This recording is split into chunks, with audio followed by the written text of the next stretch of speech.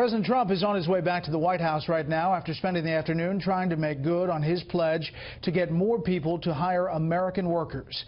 It comes on a uniquely American day, Tax Day, and many of your fellow Americans are right at this moment scrambling to get their returns filed and those checks in the mail.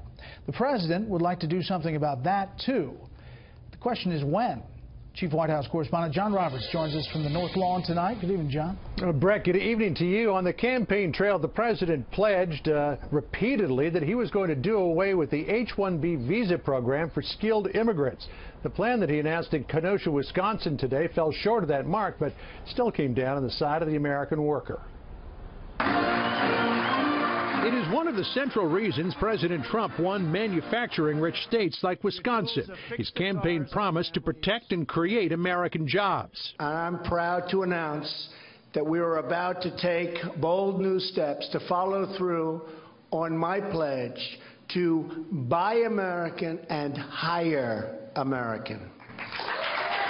After touring an icon of Wisconsin manufacturing, Snap-on Tools, the president today signed an executive order to review the system of H-1B visas. President Trump insists many companies, particularly in high-tech, are abusing the system to bring in immigrants who will work for lower wages. The president wants to make sure H-1Bs are awarded to the highest skilled immigrants.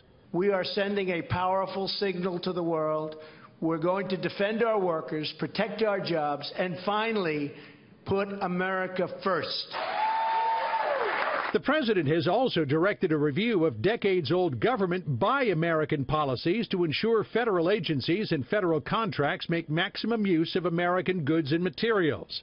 It also authorizes the renegotiation of trade deals if the agreements put the U.S. at a disadvantage. This historic action declares that the policy of our government is to aggressively promote and use American-made goods and to ensure that American labor is hired to do the job. While many workers applaud the move, the president's critics are crying hypocrisy, calling out the president's use of immigrant workers at his properties and manufacturing Trump-branded goods in China. Directing that people buy American and hire American.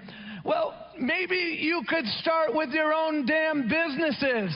I'm rather confident, my friends, that if you turn it over, you'll see the inscription "Made in China" on the back of the executive order. As millions of Americans file their taxes today, President Trump announced that his tax reform plan is coming soon. Secretary Mnuchin is working to put together a tax reform plan to make our industry more competitive and also to provide a level playing field for our workers. But potential problems lie ahead.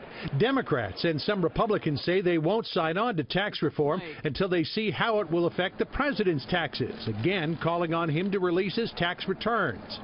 Democratic Minority Leader Nancy Pelosi in a statement saying, quote, "Every president since Gerald Ford, Democrat and Republican, has released his tax returns to the public.